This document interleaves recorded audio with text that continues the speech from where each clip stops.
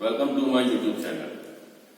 बच्चों, पिछले चैप्टर्स में हम लोगों ने पिछले हमारे जो वीडियोस उसमें हम लोगों ने फंडामेंटल्स ऑफ पार्टनरशिप पढ़ा। आज हम लोग एक नया टॉपिक पकड़ेंगे, नया टॉपिक लेंगे और this new topic is nature and valuation of goodwill. ये एक बहुत इंपॉर्टेंट टॉपिक है from the point of view of the entire partnership, that is admission, retirement, death, whatever partnership is left, it is very important topic with respect to that. ठीक है, और वो क्या है? Nature and valuation of goodwill. अब goodwill क्या है? What is goodwill? हाँ, एकदम सही बात। गुडविल जो है that is the reputation of the business. ठीक है, जो किसी भी बिजनेस की जो रेपुटेशन है that is the goodwill of the business. ये हम लोग को बड़े आसानी से बड़ी तुरंत समझ में आ जाता है कि हाँ भाई ये गुडविल है।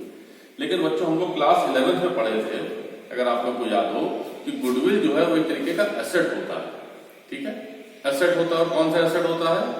Yes, intangible asset. Intangible asset होता है गुडविल हमारा। अब अगर एसेट होता है तो जाहिर सी बात है कि हमारी बुक्स ऑफ अकाउंट्स में आएगा, और जब हमारी बुक्स ऑफ अकाउंट्स में आएगा तो हम लोग फिर पढ़ चुके हैं क्लास 11th में क्या है कि only monetary transactions are recorded. है बात की नहीं है?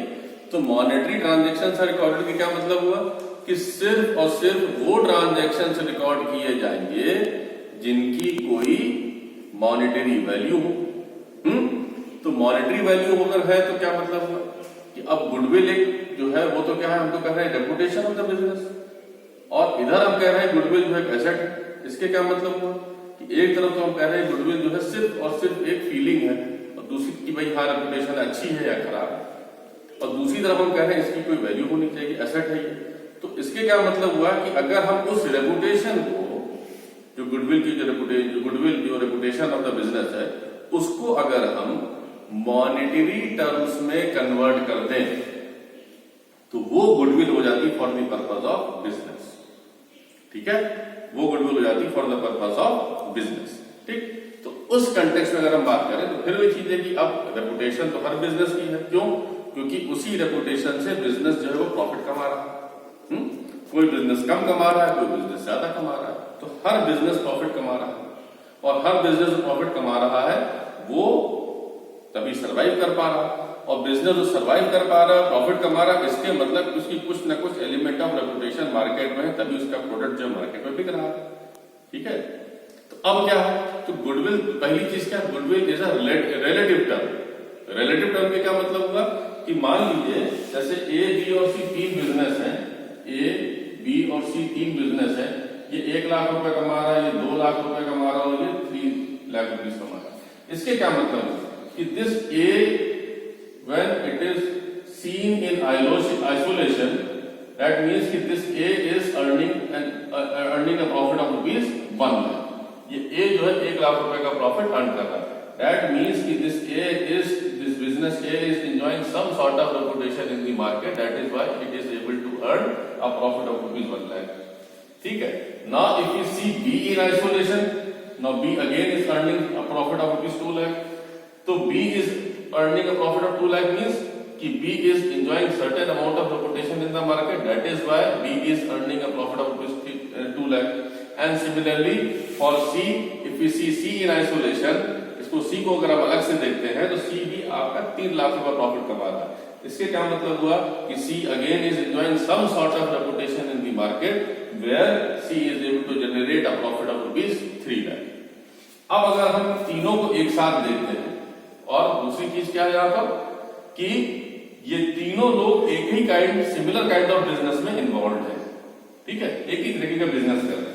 तो A in the same business is able to generate a profit of rupees 1 lakh, B in the same business is able to generate a profit of rupees 2 lakh, and C in the same business is able to generate a profit of rupees 3 lakh. Now when we look at B is earning more profit than A। Now what is the reason that B is earning 1 lakh rupees more than A? Now this reason is the reputation of B, that advantage that B is having over A, जिसके कारण से B A से 1 लाख रुपए ज्यादा profit earn कर रहा है। ठीक है, और फिर सी बी से भी 1 लाख रुपए ज्यादा प्रॉफिट अर्न कर रहा है, C is earning a profit of ₹3 lakh. इसके क्या मतलब हुआ कि C is enjoying even a higher position, higher reputation than A and B, इसीलिए सी आपका 3 लाख रुपए प्रॉफिट अर्न कर रहा है। तो ये जो है, ये रेपुटेशन, ये गुड नेम, ये गुडविल, ठीक है, मार्केट में उसका एक अच्छा नाम, ये सी को 3 लाख रुपए प्रॉफिट अर्न करवा। तो क्या हुआ, ये तीनों लोग ही प्रॉफिट कमा रहे हैं, तभी ए भी बिजनेस में सर्वाइव कर रहा है, बी भी सर्वाइव कर रहा है, सी भी सर्वाइव कर रहा है, लेकिन तीनों लोगों का प्रॉफिट डिफरेंट है। और ये डिफरेंट क्यों है? क्योंकि इनकी अपनी मार्केट में स्टैंडिंग, इनकी अपनी पोजीशन, इनकी अपनी रेपुटेशन, इनकी अपनी गुडविल जो है वो मार्केट में डिफरेंट है, ठीक है। और ये डिफरेंस क्यों आ रहा है, वो डिफरेंस हम लोग भी पढ़ेंगे कि क्यों आ रहा है। सबसे पहले देखते हैं क्या गुडविल है क्या एक्चुअली। अब समझते हैं गुडविल क्या है। गुडविल क्या है? Goodwill is the value of the reputation, मैंने अभी आपको बताया, of a firm in respect of the profits expected in future. अब यहां पर इन फ्यूचर वर्ड बहुत इंपॉर्टेंट है। जो कर चुके हैं उसकी बात नहीं है, जो आगे अर्न करेंगे उसकी बात, ठीक है। Over and above the normal profits earn by other similar firms engage in similar kind of business, यानी कि बिल्कुल सेम केस जो मैंने आपको समझाया यहां पर। मॉनेटरी यानी कि ये जो 1 लाख रुपए, 2 लाख रुपए, 3 लाख रुपए जो कमा रहे हैं, इसकी ये क्या है, ये because of the difference in the profit is because of the difference in the reputation that these 3 businesses are enjoying in the market. इनकी अपनी अपनी रेपुटेशन जो है वो अलग अलग है और इसी कारण से इनमें प्रॉफिट का डिफरेंस है, ठीक है। अब this reputation if it is converted, if it is assigned a monetary value, that becomes goodwill. यानी कि ये जो रेपुटेशन के कारण से जो डिफरेंस आ रहा है, इसी जिस कारण से प्रॉफिट अर्न कर रहा है, इसको अगर हम मॉनेटरी वैल्यू असाइन कर दें तो it becomes the goodwill for the purpose of accounting and that will be shown as an asset in the books of accounts, ठीक है। तो ये हमारी हो गई गुडविल के बारे में बात। अब मैं आपको बात करता हूं कि अब ये गुडविल के फीचर्स क्या क्या होते हैं। अब गुडविल है क्या, ये भी पढ़ चुके हम लोग ऑलरेडी क्लास 11 में, लेकिन फिर से एक बार रिकैपिचुलेशन छोटा सा कर लेते हैं। पहला क्या है फीचर, इंटेंजिबल, यानी कि इसको हम सिर्फ मॉनेटरी वैल्यू असाइन करके सिर्फ महसूस कर सकते हैं, देख और छू नहीं सकते। It does not have any physical form, ठीक है। Attributed to the ability of the business, अभी मैंने आपको समझाया, बिजनेस की एबिलिटी, गुडविल जो है वो बिजनेस की प्रॉफिट अर्निंग एबिलिटी से ही जनरेट होगी। The more the profit the business is earning, the more the goodwill the business is enjoying, ठीक है। फिर अगला क्या है, it is indispensable to business. Indispensable to business की क्या मतलब हुआ, you can not separate goodwill from the business, ठीक है। ये नहीं कि आप जैसे बाकी सारे एसेट्स को बेच सकते हैं, you can not sell goodwill in isolation, you have to sell the entire business along with its गुडविल। गुडविल के साथ ही पूरा बिजनेस जाएगा। ये नहीं कि जैसे आपने टाइपराइटर बेच दिया, ऑफिस इक्विपमेंट बेच दिया, प्लांट एंड मशीनरी बेच दी, कोई पीस ऑफ लैंड बेच दिया आपने, तो ये गुडविल आप इसको अलग से नहीं बेच सकते। गुडविल जो है it is indispensable with business, ये हमेशा बिजनेस के साथ ही जाएगी, बिजनेस के साथ ही रहेगी, ठीक है। इसीलिए it is indispensable to the business. फिर नेक्स्ट क्या है, varies from time to time, ठीक है। क्यों ऐसा है, क्योंकि business is functioning in dynamic environment. लोग बिजनेस स्टडीज में पढ़े हुए हैं, एनवायरनमेंट, बिजनेस एनवायरनमेंट में पढ़ा है हम लोगों ने, ठीक है। Business is functioning in a dynamic environment. अब जब बिजनेस एक डायनेमिक एनवायरनमेंट में फंक्शन कर रहा है तो क्या है कि ये सारे के सारे बिजनेस जो they all have the opportunity to grow and prosper, ठीक। हो सकता है in due course of time C might start earning lesser amount of profit and A might start earning larger amount of profits, ठीक है। A ज्यादा profit earn करना शुरू कर दे और C कम प्रॉफिट अर्न करना शुरू कर दे, तो जाहिर सी बात है कि over a period of time the goodwill of A will increase, the reputation of A will increase. Why? Because the profits are increasing. That means कि now A is having a good standing in the market, good name in the market, good reputation in the market, and the reputation of C has in some way or the other, for some reason or the other, has declined, and that has resulted in the decrease in the profit of C, ठीक है। तो क्या हो सकता है कि A जो है वो धीरे धीरे अपने प्रॉफिट्स को आगे ले जाए, C से प्रॉफिट ज्यादा कमाने लगे। तो इसीलिए ये बात कही जा रही है, क्या कही जा रही है कि ये क्या है, it varies from time to time, ये टाइम टू टाइम डिफर करता है, ठीक है। गुडविल जो है वो अलग अलग समय पर अलग अलग होगी, ठीक। फिर क्या है, सब्जेक्टिव है, it is based on personal judgement, ठीक है।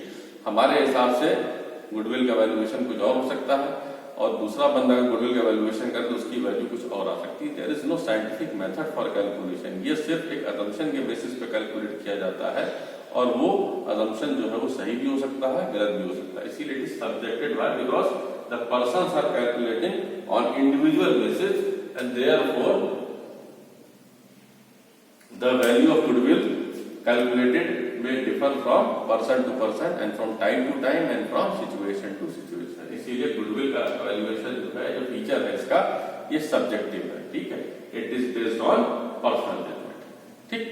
अब नेक्स्ट पॉइंट आता है कि what are the factors that affect goodwill.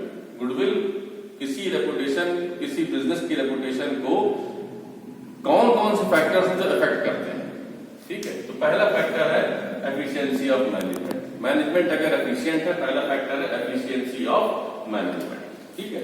तो अगर मैनेजमेंट जो है वो एफिशिएंट है तो जाहिर सी बात है कि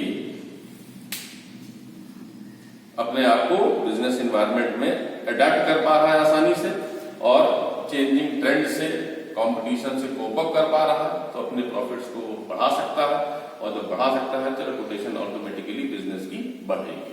अगला क्या है, लोकेशन, लोकेशन एडवांटेज। कोई बिजनेस आप अपने घर के आसपास का माहौल भी अगर देखते हैं, कोई बिजनेस आपके बिल्कुल नेबरहुड में है, कोई दुकान खोला हुआ है, तो जाहिर सी बात है कि वहां पर जो है वो उसकी गुडविल कम होगी। लेकिन आप वही सेम चीज अगर आप डिपार्टमेंटल स्टोर से लेने जाते हैं तो उस डिपार्टमेंटल स्टोर की गुडविल के कारण से जो है वो सामान आपको जो है एक ही सामान, भले उसको ब्रांड नहीं है, लेकिन अगर डिपार्टमेंटल स्टोर में मिल रहा है तो उसको लोकेशन एडवांटेज मिल रहा है, लोकेशन उसकी वहां पर ज्यादा अच्छी है, तो फिर उसकी रेपुटेशन वहां पर ज्यादा अच्छी मानी जाती है। भाई कि फलाने मॉल में है और वहां पर बर्गर मिल रहा है, और आपके अगर एक नेबरहुड में बर्गर मिल रहा है, तो ऑब्वियसली उस मॉल में बर्गर मिल रहा है वो आप ज्यादा खाना पसंद करोगे। हाँ भाई मॉल में मिल रहा है, लोकेशन जो है उसकी वहां पर है, तो उसको उसका एडवांटेज मिलता है, ठीक है। उसकी रेपुटेशन आप एंजॉय करता है, उस चीज को, उस मॉल की लोकेशन को उसको एंजॉय करता है, ठीक। फिर नेक्स्ट है क्वालिटी ऑफ द प्रोडक्ट। ये बहुत इंपॉर्टेंट फैक्टर है।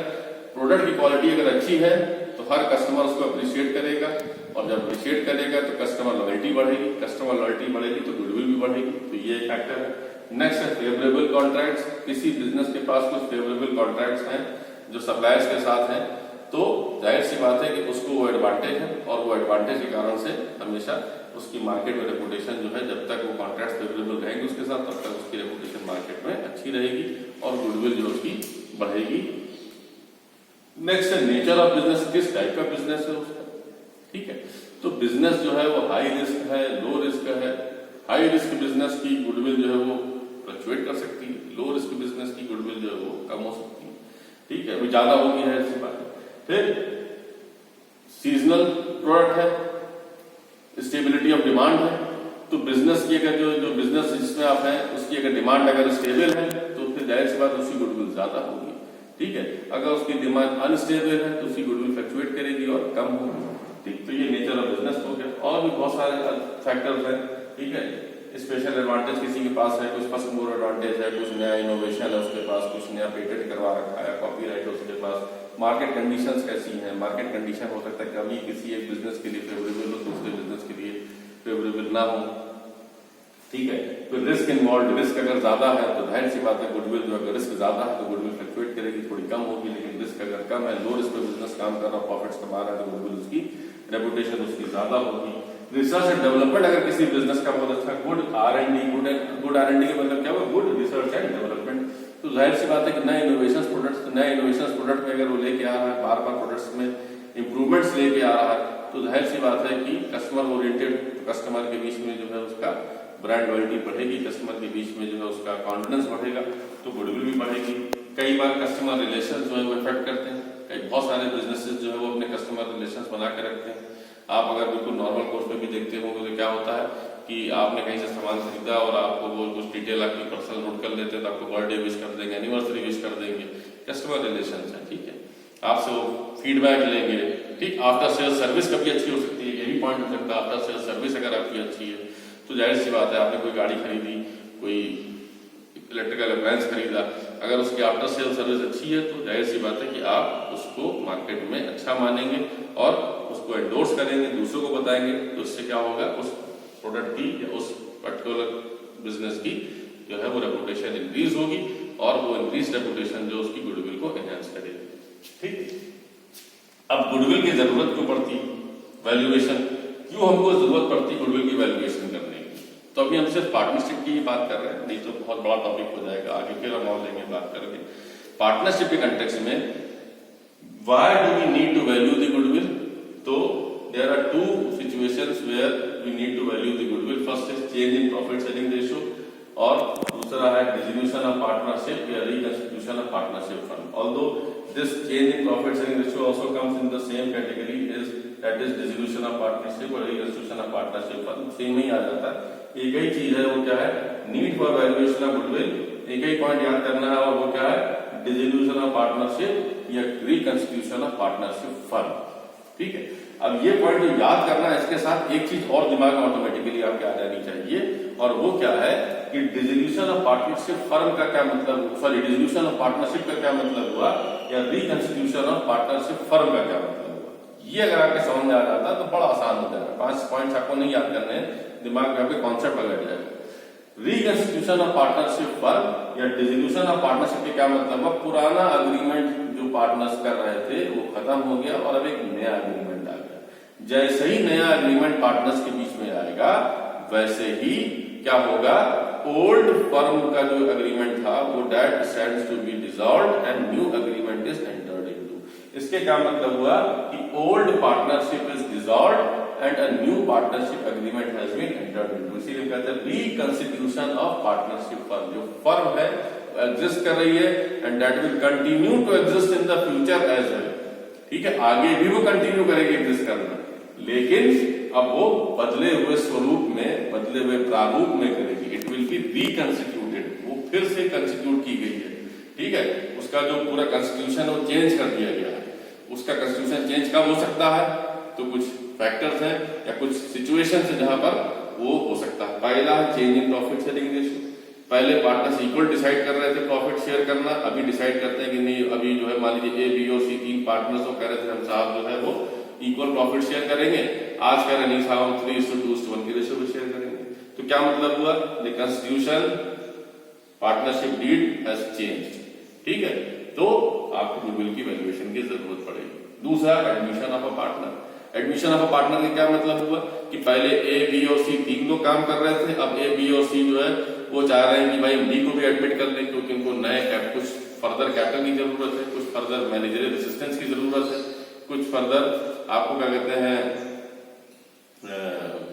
कुछ एक्सपेंशन की जरूरत है आपको, तो आप क्या करेंगे, आप नए पार्टनर को एडमिट कर लेंगे। तो एडमिशन ऑफ अ पार्टनर, तो पहला क्या हो गया change in profit sharing ratio, दूसरा हो गया एडमिशन ऑफ अ पार्टनर, तीसरा रिटायरमेंट, चौथा डेथ।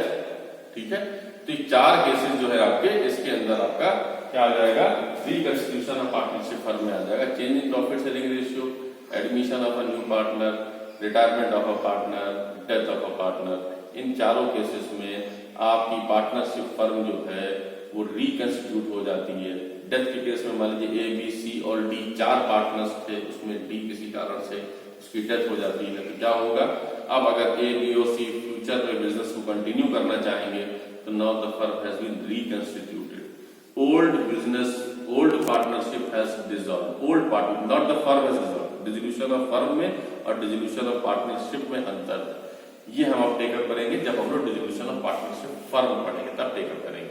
अभी हम लोग बात कर रहे हैं सिर्फ डिसोल्यूशन ऑफ पार्टनरशिप की, यानी कि हम क्या कर रहे हैं, dissolution of partnership is same as reconstitution of partnership. ठीक, पुराना अग्रीमेंट खत्म हो गया and a new agreement has been entered into by the partners. ठीक है, और वो पार्टनर्स जो नया अग्रीमेंट लेके आते हैं दैट इज रिकंस्टिट्यूशन। तो वो हमने आपको बता दिया, change in profit sharing ratio, admission of a partner, retirement of a partner, death of a partner. ठीक है, ये 3-4 केसेस में आता है। और कभी अगर फर्म को सेल करना पड़े, ठीक है, या फर्म का अमेलगमेशन हो रहा है, यानी 2 फर्म आपस में मिल रही हो और एक नई फर्म कंस्टिट्यूट हो रही हो, तो ये 2 केसेस और हैं, ये आपके सिलेबस का पार्ट नहीं है, sale of firm and amalgamation of firm. लेकिन 2 पॉइंट आपके लिए और मैं बताता हूँ, सेल ऑफ फर्म अगर बिजनेस बिक रहा है तो गुडविल का वैल्यूएशन किया जाएगा। और दूसरा है अगर अमेलगमेशन हो रहा है, अमेलगमेशन के क्या मतलब हुआ कि जब दो फर्म मिलके एक नई फर्म बनती है या एक फर्म दूसरी फर्म को टेक ओवर कर रही होती है, कंपनी के केस में बहुत होता है ये, ठीक है, तो उस केस में हम गुडविल का वैल्यूएशन करते हैं। तो ये दो केसेस और हो गए, तो टोटल आपको मैंने बता दिए जितने केसेस हो सकते थे जब हम गुडविल का वैल्यूएशन करते हैं, ठीक है। अब गुडविल का जो कितने तरह की गुडविल हो सकती है, kinds of goodwill, types of goodwill, तो गुडविल दो तरह की हो सकती है, परचेज गुडविल और सेल्फ जनरेटेड गुडविल। ये बच्चों पॉइंट बहुत इंपॉर्टेंट है, ठीक है, समझने के लिए। परचेज गुडविल और self generated goodwill, purchase goodwill and self generated goodwill. ध्यान रखिए सेल्फ जनरेटेड गुडविल जो है कभी भी बुक्स ऑफ अकाउंट्स में अपीयर नहीं करती, कभी भी नहीं अपीयर करती, ठीक है। परचेज गुडविल आपकी बुक्स ऑफ अकाउंट्स में आती है। अगर आपने कोई बिजनेस परचेज किया है तो उस बिजनेस के साथ साथ आपने उस बिजनेस की गुडविल को भी परचेज किया, उसकी रेपुटेशन को भी परचेज किया, ठीक है, और आपने उसका कुछ पैसा दिया होगा, एक्सेस पैसा दिया होगा, ठीक है, तो वो गुडविल आपकी परचेज गुडविल होगी।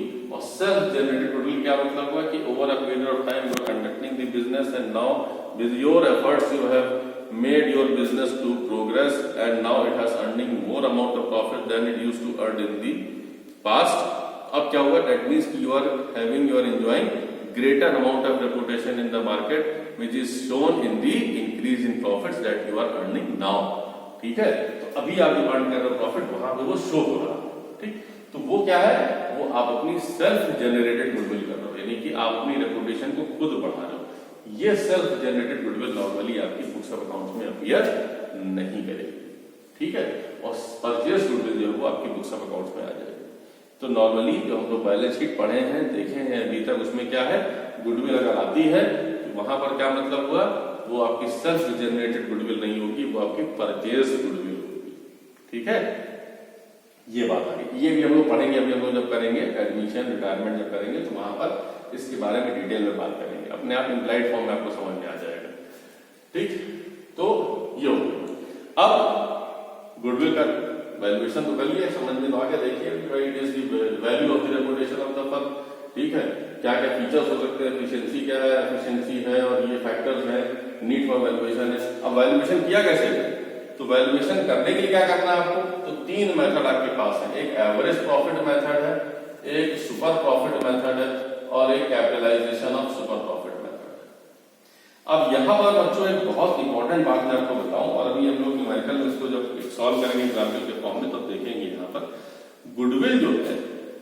अब छोटा सा आपको एक इंट्रोडक्शन दे रहे हैं आगे आने वाले इसके लिए, जिससे कि आपको क्लैरिटी आपकी जो है, क्लैरिटी ऑफ आइडिया आपके अंदर और आ जाए, ठीक है। गुडविल अगर हम वैल्यूएशन कर रहे हैं, अब फॉर एग्जाम्पल हमने मान लीजिए कि प्रॉफिट शेयरिंग रेशियो चेंज करना चाहा, पहले पार्टनर्स 3:2:1 के रेशियो में तीन पार्टनर्स थे ए, बी और सी, वो 3:2:1 के रेशियो में प्रॉफिट को शेयर कर रहे थे। अब वो पार्टनर्स चाहते हैं कि वो प्रॉफिट को इक्वली शेयर करें, तो जाहिर सी बात है कि इस केस में कोई एक पार्टनर लूजिंग एंड में होगा और एक पार्टनर गेनिंग एंड में होगा, ठीक है। क्यों, कॉमन सेंस की बात है, पहले एक चीज के 6 हिस्से लग रहे थे 3:2:1, पहले 3 हिस्सा एक को जा रहा था, 2 हिस्सा एक को जा रहा था, 1 हिस्सा एक को जा रहा था। अब क्या है, अब उसी चीज के 6 हिस्से ही लग रहे हैं, लेकिन 2-2 हिस्सा सबको जा रहा है। तो पहले इसको 3 मिल रहा था, उसको अब 1 हिस्सा कम हो गया, जिसको पहले 1 शेयर मिल रहा था उसका 1 शेयर ज्यादा हो गया उसी 6 पार्ट में से। तो एक पार्टनर गेन कर रहा है, दूसरा पार्टनर सैक्रिफाइस कर रहा है, ठीक है। एफर्ट्स उसने सबने लगा है, पास में सारे के सारे एफर्ट्स लगे थे, और एफर्ट्स किस पे लगे थे, ओल्ड अग्रीमेंट पे लगे थे। ओल्ड अग्रीमेंट क्या था, 3:2:1 का अग्रीमेंट था। फ्यूचर में एक पार्टनर गेनिंग पोजीशन पे, एडवांटेजियस पोजीशन पे हो जाएगा। तो ऐसे केसेस में जो एडवांटेजियस पोजीशन पे जो पार्टनर होगा, he needs to compensate to the sacrificing partner, ठीक है, for the gain he is taking from the sacrificing partner. For what, for the amount of profit that the sacrificing partner is going to forgo in the interest of the gaining partner, ठीक है, out of those profits which the business is going to earn in future। कहने का मतलब ये है कि goodwill का जो वैल्यूएशन करने की बात कर रहे हैं तो उसके क्या मतलब हुआ कि सबसे पहले इस कॉन्सेप्ट को समझते हैं कि एक पार्टनर जो है अगर गेन कर रहा है प्रॉफिट शेयरिंग रेशियो के चेंज होने के कारण से और दूसरा पार्टनर सैक्रिफाइस कर रहा है तो जो गेनिंग पार्टनर है वो सैक्रिफाइसिंग पार्टनर को कंपनसेट करेगा। क्यों कंपनसेट करेगा? क्योंकि अब जो है आज की डेट के बाद से जो सैक्रिफाइसिंग पार्टनर का हिस्सा है वो गेनिंग पार्टनर के पास जाएगा। कौन सा हिस्सा जाएगा? उस प्रॉफिट का हिस्सा जाएगा जो फर्म आगे जाकर अर्न करेगी, यानी जो फ्यूचर प्रॉफिट्स होंगे उसमें से जो हिस्सा गेनिंग पार्टनर को मिलेगा किसके एक्सपेंस पे? At the cost of the sacrificing partner, who is sacrificing in the interest of the gaining partner. उसके बेसिस पे तो वहां पर हम लोग जो है उसको जो है गेन करा रहे हैं एक को और एक को सैक्रिफाइस करा रहे हैं। तो जो गेनिंग पार्टनर है उसको जो है क्या करना पड़ेगा? जो गेनिंग पार्टनर उसको कंपनसेट करना पड़ेगा। किसको? Sacrificing partner. ठीक है, तो ये बात है। ठीक, तो इसके बारे में बात हो गई। अब हम करते हैं methods of valuation of goodwill. Methods of valuation of goodwill में average profit method, super profit method और कैपिटलाइजेशन ऑफ सुपर प्रॉफिट। ठीक है, तो प्रॉफिट के बेसिस पे बात हो रही है। प्रॉफिट कौन सा है? गुडविल का वैल्यूएशन करेंगे हम कौन से प्रॉफिट्स पे? पास्ट प्रॉफिट्स पे। और उसका पर्पस क्या है? फ्यूचर प्रॉफिट्स के लिए। बात समझ में आ रही है? प्रॉफिट्स कहां का है बेटा? प्रॉफिट्स बच्चों है पास्ट प्रॉफिट्स। हमारे पास और कोई क्राइटेरिया नहीं। The only criteria for the valuation of goodwill that we are having is the past profit that the firm has earn. जो पहले फर्म अर्न कर चुकी है प्रॉफिट्स वही हमारे पास बेसिस है। We have no other basis for valuation of goodwill, but the purpose for valuation of goodwill is for the future। Future में क्या होगा? ठीक है, फ्यूचर की बात हो रही है तो प्रॉफिट्स फ्यूचर की बात हो रही है, लेकिन base will be the past profits. ठीक है, तो सबसे पहले हम देखते हैं average profit method. Average profit method क्या मतलब हुआ? एवरेज प्रॉफिट मेथड के मतलब हुआ कि आपने पिछले सालों में जितना प्रॉफिट कमाया है, ठीक है, उस प्रॉफिट का एवरेज निकाल लीजिए और फिर कितने रेलेवेंट ईयर्स माने उन प्रॉफिट्स के लिए। इसको हम कहते हैं years of purchase.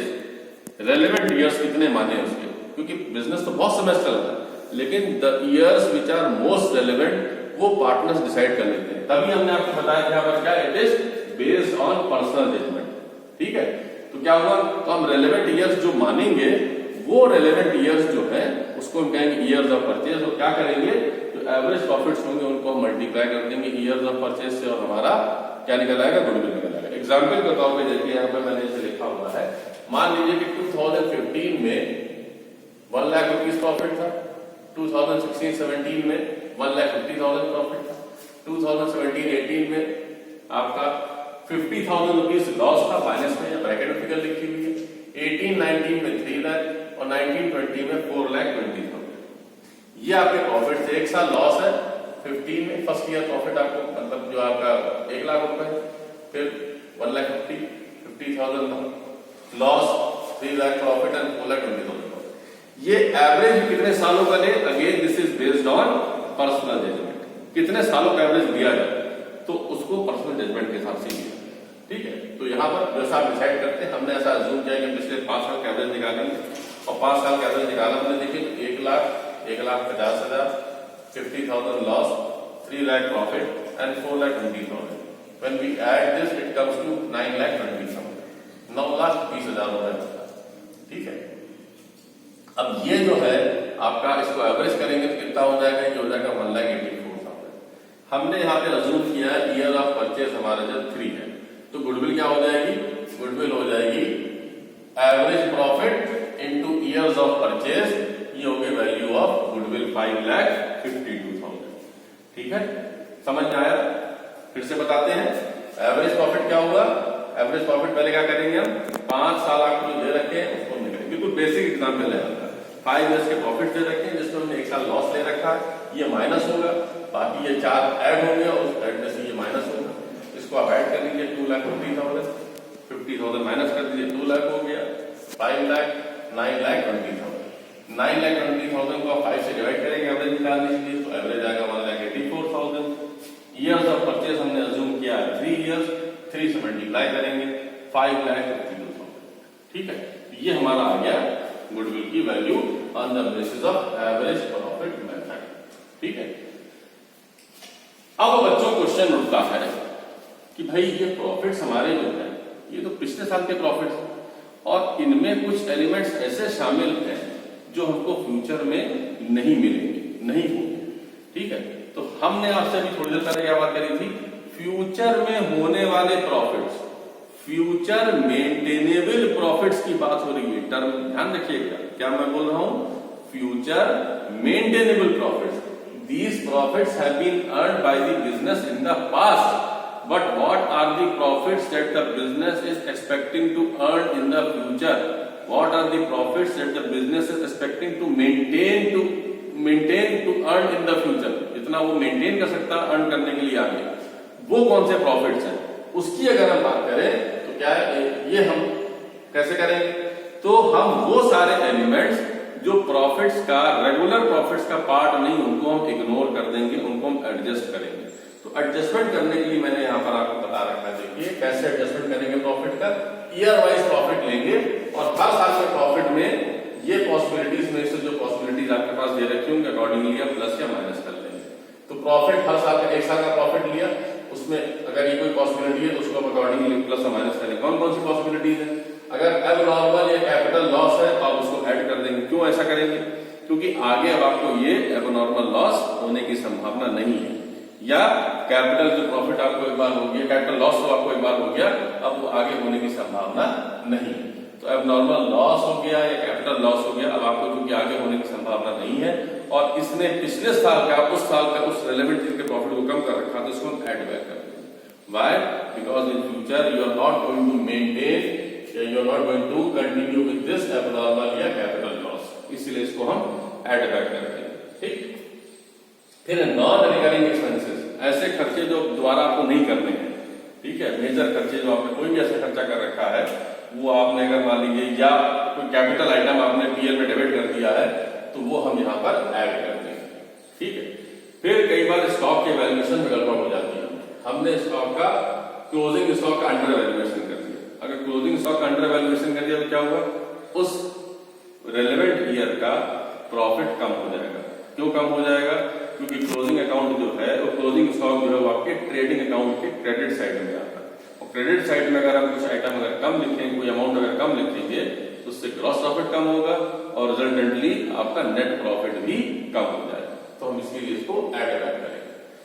Closing stock अगर अंडर वैल्यूड है, ठीक है, तो जाहिर सी बात है कि आपका ओपनिंग स्टॉक भी अंडर वैल्यूड होगा। तो एक साल वो प्रॉफिट को आपके कम करेगा और दूसरे साल को आपके प्रॉफिट को जो है वो बढ़ाएगा। तो अगर आप एक साल उसी प्रॉफिट, उसी स्टॉक का वैल्यूएशन जो अंडर वैल्यूड है, एक साल जो है आप क्या करेंगे, ऐड बैक करेंगे और नेक्स्ट ईयर वही अमाउंट आप जो है वो सबट्रैक्ट करेंगे। क्यों, क्योंकि जो क्लोजिंग स्टॉक है वो अगले साल ओपनिंग स्टॉक बन के आएगा। ओपनिंग स्टॉक बन के आएगा तो कहां पर आएगा, ट्रेडिंग अकाउंट के डेबिट साइड में आएगा। कम वाला अमाउंट आया, कम वाला अमाउंट डेबिट किया है आपने, तो क्या होगा, लॉस आपका जो है वो या एक्सपेंस जो है वो कम दिखाई देगा और उससे होगा क्या, प्रॉफिट आपका बढ़ा हुआ दिखाई देगा। तो अगर आपने क्लोजिंग स्टॉक का अंडर वैल्यूएशन किया है, तो आप उस रेलेवेंट ईयर में, जिस ईयर में आपने उस क्लोजिंग स्टॉक का अंडर वैल्यूएशन किया, वहां पर ऐड बैक करेंगे और तुरंत का तुरंत नेक्स्ट ईयर उसको जो है आप सबट्रैक्ट करेंगे। फिर over valuation of opening stock, यही चीज है। तो फर्स्ट ईयर में अंडर वैल्यूएशन होगा तो अगले ईयर में ओवर वैल्यूएशन होगा। ठीक, फिर आता है आपका एबनॉर्मल, जैसे आपने एबनॉर्मल लॉसेस या कैपिटल लॉसेस को आपने आप ऐड बैक किया, सिमिलरली एबनॉर्मल गेन्स को या कैपिटल गेन्स को यहाँ पर आप माइनस करेंगे, क्योंकि आपको आगे ये नहीं होगा। नॉन रिकरिंग गेन्स या प्रॉफिट्स है, उसको भी आप माइनस कर देंगे। और जो मैंने आपको स्टॉक के बारे में बताया वो ये हो गया। Under valuation of opening stock minus करेंगे। क्यों माइनस करेंगे, क्योंकि ओपनिंग स्टॉक अगर अंडर वैल्यूड है तो क्या है, आपने अपने प्रॉफिट को जो है वो ज्यादा दिखा रखा है, तो आप उतने से कम करेंगे। और ओवर वैल्यूएशन क्लोजिंग स्टॉक है, तो यहाँ पर क्या होगा, यहाँ पर आपने अपने प्रॉफिट को ज्यादा दिखा रखा है, तो आप क्या करेंगे, उतने से माइनस करेंगे। और एक्सपेंसेस नॉट चार्ज, ऐसे एक्सपेंसेस जो फ्यूचर में तो आप करेंगे लेकिन अभी आपने चार्ज नहीं किए हैं, वो माइनस कर देंगे। तो हमारे पास आ जाएगा एडजस्टेड प्रॉफिट। अब ये प्रॉफिट है जो एक रैशनल फॉर्म में अगर हम बात करें तो this is the profit that you are likely to earn in future. इसको हम कह सकते हैं future maintainable profits. Why? Because this is being derived after considering या rather adding and subtracting all those items which are of non-recurring nature or which are not likely to incur in future। तो ये हमारा future maintainable profit या adjusted profit हो गया, expected. ठीक, तो अब हमने यहाँ पर एक एग्जाम्पल लिया, सेम एग्जाम्पल लिया, लेकिन यहाँ पर हमने ये 1 लाख, 1,50,000, 50,000, 3 लाख और 4,20,000 एग्जाम्पल सेम है, लेकिन यहाँ पर हमने एडजस्टमेंट्स की बात करें। Supposing in the year 2015-16 you made a profit of rupees 50,000 by selling a land. Now this is abnormal profit.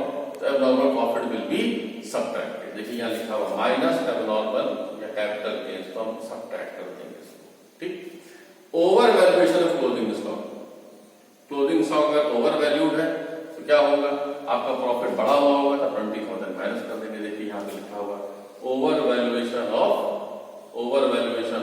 Closing stock minus करना है, तो हमने यहाँ पर माइनस किया। ठीक है, 1,50,000 और माइनस किया तो तुरंत ही अगले साल प्लस भी करेंगे, क्योंकि जो क्लोजिंग है वो अगले साल ओपनिंग होगा। ठीक, फिर नेक्स्ट है loss on sale of machine. तो मशीन का लॉस मतलब क्या हुआ, कैपिटल लॉस है, जो यहाँ पर ऑलरेडी डेबिट हो चुका है, आगे नहीं होना है, इसलिए क्या करेंगे, ऐड बैक करेंगे। देखिए लिखा हुआ यहाँ पर एबनॉर्मल लॉस को आप ऐड बैक करेंगे, एबनॉर्मल या कैपिटल लॉस को आप ऐड करेंगे, तो आपने ऐड बैक कर दिया। फिर क्या रखा है, ऑफिस इक्विपमेंट मान लीजिए परचेज किए, यानी कि ऐसा एक्सपेंस जो है, ऐसा अमाउंट है जो आपने पीएल में चार्ज कर दिया, तो चार्ज नहीं होना चाहिए था, तो आप ऐड बैक कर देंगे उसको। लेकिन इस पे डेप्रिसिएशन भी प्रोवाइड होना है, तो चूंकि आपने ऑफिस इक्विपमेंट परचेज किया है और आपने उसको ऑफिस इक्विपमेंट में डेबिट नहीं किया है, तो डेप्रिसिएशन नहीं लगाया होगा, और डेप्रिसिएशन लगाएंगे। स्ट्रेट लाइन से लगा रहे हैं तो इसीलिए 10,000 रुपये इस साल भी लगेगा, और इक्विपमेंट आपने परचेज किए हैं तो अगले साल भी डेप्रिसिएशन लगेगा, और 10,000 रुपीज अगले साल भी लगाएंगे, नेक्स्ट ईयर भी, फॉलोइंग ईयर भी लगाएंगे, और आगे आने वाले सालों में भी लगाते रहेंगे। ठीक है, अब प्रॉफिट एडजस्ट हुआ कितना हो गया, 1,50,000, 50,000, 1,50,000 माइनस 20,000, 1,30,000, 1,20,000 माइनस 50,000, 70,000। ठीक है, फिर 3,50,000 माइनस 10,000, 3,40,000, 4,20,000 माइनस 10,000, 4,10,000। ये एवरेज निकालेंगे तो आपका क्या आ जाएगा, ये आपका आ जाएगा 10 lakh divided by 5 that is 2 lakh. This is average adjusted profit, this is average adjusted profit. अब इस एवरेज एडजस्टेड प्रॉफिट को अगर आप ईयर ऑफ परचेज से मल्टीप्लाई कर देंगे, 3 इयर्स से हम ले रहे हैं, तो हमारी गुडविल निकल आई 6 लाख। ठीक, तो ये आपका बिल्कुल सिंपल एग्जाम्पल हुआ, जब मैंने आपको सिर्फ ये ऐड करके एवरेज निकालना बताया, तो दूसरा आपको मैंने एडजस्टमेंट ऑफ प्रॉफिट से बताया, और ये पहला मेथड हो गया आपका एवरेज प्रॉफिट मेथड। ठीक है, दूसरा मेथड है super profit method. Super profit method क्या मतलब, हम जो नॉर्मल प्रॉफिट से ज्यादा अर्न कर रहे हैं, और नॉर्मल प्रॉफिट क्या मतलब हुआ, नॉर्मल एक्सपेक्टेड प्रॉफिट। ठीक है, जो हम एक्सपेक्ट कर रहे हैं अपने बिजनेस से, उससे जो ज्यादा अर्न कर रहे हैं वो हमारा सुपर प्रॉफिट। ठीक, तो ये क्यों ऐसा होता है, कहते हैं भाई प्रॉफिट तो सब कमा रहे हैं, तो गुडविल सबकी बराबर, तो फिर किसी गुडविल ज्यादा है, किसी गुडविल एक्चुअली में, तो क्या बताया कि भैया इसलिए ओवर एंड अबव दूसरे लोगों से नॉर्मल प्रॉफिट, जो नॉर्मल प्रॉफिट बाकी लोग कर, उससे तुम ज्यादा अर्न कर रहे हैं, that is on account of goodwill. बाकी सब तो 1 लाख तो ये भी अर्न कर रहा है, 1 लाख ये भी अर्न कर रहा है, 1 लाख ये भी अर्न कर रहा है, तीनों गुडविल को एक्सटेंड तक बराबर, लेकिन ये 2 लाख रुपए अर्न कर रहा है। इसके क्या मतलब हुआ कि this excess 1 lakh that B is earning is on account of his good reputation in the market, और ये 3 लाख रुपए अर्न कर रहा है, मतलब क्या है, as compare to A C is earning rupees 2 lakh more profit, तो this excess 2 lakh that C is earning is on account of his reputation that he is enjoying in the market over A, and to the extent of 1 lakh over B। ठीक है, तो super profit क्या होता है, super profit होता है, देखिए क्या, एक्चुअल प्रॉफिट जो आपने अर्न किया, माइनस नॉर्मल प्रॉफिट जो आपसे एक्सपेक्टेड है। अब नॉर्मल प्रॉफिट क्या होता है, ये फॉर्मूला है, नोट कर लीजिए। Return on capital at normal rate of return plus fair remuneration to partners. ठीक है, ये दोनों चीजें आप इसमें ऐड कर देंगे तो आपको मिल जाएगा नॉर्मल प्रॉफिट। नॉर्मल प्रॉफिट जो है इसको आप एक्चुअल प्रॉफिट में से माइनस कर देंगे तो आपको मिल जाएगा सुपर प्रॉफिट। ठीक है, अब एग्जाम्पल लेते हैं। मान लीजिए एक्चुअल प्रॉफिट है 3 लाख, ठीक है, और मान लीजिए हमने यहां पर एडजस्टेड प्रॉफिट जो है हमारा जो सॉरी यहां, ठीक है, तो अब देखिए ये क्या आ रहा है, देखिए हमारा ये आ रहा है हमारा capital employed 3 lakh, return on capital 20% और फेयर रेम्युनरेशन 60,000। तो मान लीजिए कि रिटर्न ऑन कैपिटल हमारा जो है वो कितना हो गया, 3 लाख पे 20% 6 लाख, फेयर रेम्युनरेशन हमने दे रखा है 60,000 आ गया। टोटल प्रॉफिट कितना आ गया, नॉर्मल प्रॉफिट 1,20,000। सुपर प्रॉफिट कितना हो जाएगा, सुपर प्रॉफिट हो जाएगा एक्चुअल प्रॉफिट। एक्चुअल प्रॉफिट कितना है 3 लाख, तो सुपर प्रॉफिट कितना हो जाएगा 3 लाख माइनस नॉर्मल प्रॉफिट 1,20,000। तो 3 lakh minus 1,20,000 that comes to 1,80,000। अब 1,80,000 जो है, अब आप इसको अगर ईयर ऑफ परचेज से मल्टीप्लाई करेंगे और वो ईयर ऑफ परचेज मान लीजिए अगर 5 है तो प्रॉफिट हमारा जो गुडविल हो जाएगी वो कितनी हो जाएगी, वो हो जाएगी 9 लाख। ठीक है, तो 9 लाख हो जाएगी। अगर सुपर प्रॉफिट मेथड से करेंगे तो सुपर प्रॉफिट के सामने क्या हो जाएगा, super profit into years of purchase. और सुपर प्रॉफिट कितना है, actual profit. Actual profit given है कितना 3 lakh minus normal profit. Normal profit कैसे निकाल रहे हैं, तो ये एग्जाम्पल के फॉर्म में हमने दे रखा है। यहाँ पर देखिए फेयर रेम्युनरेशन 60,000, फॉर्मूला मैंने आपको यहाँ बताया था। Capital employed 3 lakh, return on capital employed क्या है 20% है, रेट ऑफ रिटर्न जो आपका 20% है, तो हमने 20% ऑफ 3 लाख निकाला, 6 लाख आया, 60,000 आया, तो return on capital 60,000, fair remuneration 60,000, normal profit is 1,20,000, actual profit 3 lakh minus normal profit 1,20,000, super profit आपका हो गया 1,80,000। Goodwill on the basis of super profit कितनी हो जाएगी, super profit into years of purchase, that means की 1,80,000 इनटू ईयर्स ऑफ परचेज कितना लिया हमने, ईयर्स ऑफ परचेज हमने लिया है 5 इनटू 5 कर लीजिए, दिस कम्स टू 9। ठीक है, अब एक और एग्जाम्पल देखते हैं, बहुत छोटा सा, बहुत सिंपल सा। हमारा एवरेज एडजस्टेड एक्चुअल प्रॉफिट आया 2 लाख रुपए का एग्जाम्पल अभी हम लोगों ने देखा था। Average adjusted actual profit 2 lakh रुपए आया एडजस्टमेंट के बाद, और नॉर्मल प्रॉफिट मान लीजिए हमारा 1,50,000। तो क्या हो जाएगा, सुपर प्रॉफिट कितना हो जाएगा, सुपर प्रॉफिट हो जाएगा actual profit minus normal profit. बिल्कुल बेसिक एग्जाम्पल। सुपर प्रॉफिट कितना हो जाएगा, एक्चुअल प्रॉफिट या average actual adjusted profit minus normal profit. तो कितना हो गया 2 lakh minus normal profit 50,000, super profit हो गया आपका 50,000। मान लीजिए ईयर ऑफ परचेज 5 इयर्स है, तो 5 से मल्टीप्लाई कर देंगे, गुडविल कितनी हो जाएगी, super profit into years of purchase that is 50,000 into 5, 2,50,000। ठीक है, चलिए अब last but not the least, capitalisation of super profit. बच्चों ये बड़ा आसान है, सुपर प्रॉफिट वैसे ही निकलेगा। इसका मोटिव क्या है, इसका मोटिव ये है, या ये किस स्कूल ऑफ थॉट की बात करता है, किसको फॉलो करता है, वो कहता है कि how much capital is being saved for earning the extra profit. That means you have earned an extra profit by employing the same amount of capital as the other businesses are employed. ठीक है, तो that extra amount of profit that you have earned, तो what would have been the capital that you would have required to earn that extra amount of profit. वो जो capital आपने save किया है उस प्रॉफिट को अर्न करने के लिए, उसी को ही हम कहते हैं capitalisation of super profit. The amount of capital saved for earning the extra amount of profit that over the profits that the other firms are earning। ठीक है, दूसरे लोगों से जो आप ज्यादा अर्न कर रहे हैं, तो आपने जो प्रॉफिट ज्यादा अर्न किया उसमें कितना कैपिटल आपने सेव किया, तो उसी को हम कहते हैं कैपिटलाइजेशन ऑफ सुपर प्रॉफिट। अब जैसे जैसे मान लीजिए क्या हुआ, यहां पर क्या है, सेम एग्जांपल हम देते हैं। देखिए क्या हुआ, कैपिटल एम्प्लॉय करके हम जो है कितना कमा सकते थे, हम कमा सकते थे टोटल इतना 1,20,000, ये हम एक्चुअली कमा सकते थे। हम कमा कितना रहे हैं, हम कमा रहे हैं 3 लाख, तो हम 1,80,000 रुपीज ज्यादा कमा रहे हैं। ठीक है, तो अगर जिस रेट से हम प्रॉफिट अर्न कर रहे थे उसी रेट से अगर हम इस 1,80,000 रुपए को भी अर्न करना चाहते तो कितना चाहिए होता हमको, तो हमको 9 लाख रुपए और चाहिए होता ना।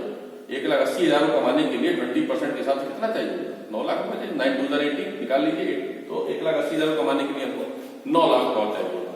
तो हमने क्या करना है, 9 lakh rupees I would have required more to earn this extra amount of 1,80,000 that I have earned over and above the normal expectation। जो नॉर्मल एक्सपेक्टेशन उससे जो ज्यादा कमा रहे हैं वो हमारा जो कैपिटल सेव होने से हो रहा है वही हमारी गुडविल की वैल्यू। तो कैपिटलाइजेशन ऑफ सुपर प्रॉफिट क्या मतलब हुआ कि super profit into reciprocal of rate of return on capital employed, normal rate of return. Super profit into reciprocal of, super profit into reciprocal of normal rate of return. माने कि super profit अगर मान लीजिए normal rate of return 20% है तो ये क्या मतलब है 20/100 हुआ। हम क्या करेंगे सुपर प्रॉफिट इनटू 100/20। मान लीजिए 10% है तो ये क्या होगा 10% होगा 10/100 हुआ। हम क्या करेंगे सुपर प्रॉफिट इनटू 100/10। तो सुपर प्रॉफिट हमारा कितना आया था, फर्स्ट केस में सुपर प्रॉफिट कितना आया था 50,000 आया था। सुपर प्रॉफिट हमारा 50,000 आया था।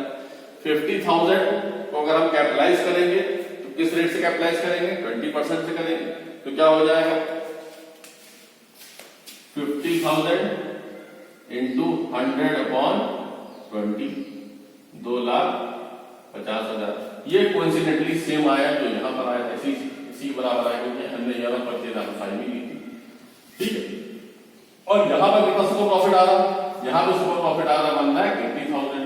तो क्या हो जाएगा 1,80,000 into 100/, normal rate of return कितना है 20%, कर लीजिएगा, ये हो जाएगा 9।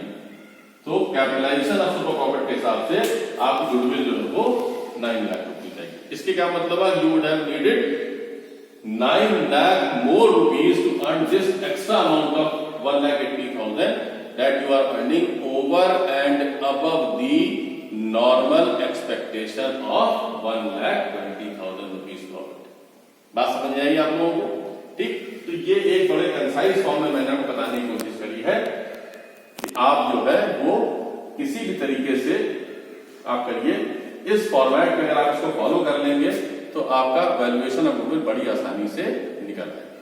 ठीक है, और इसके बाद भी अगर आपको लगता है कि आपको कुछ क्वेरी हमसे कुछ पूछनी है या कुछ डाउट्स क्लियर करने हैं तो you are most welcome to WhatsApp me on this number 9415158186। Thank you.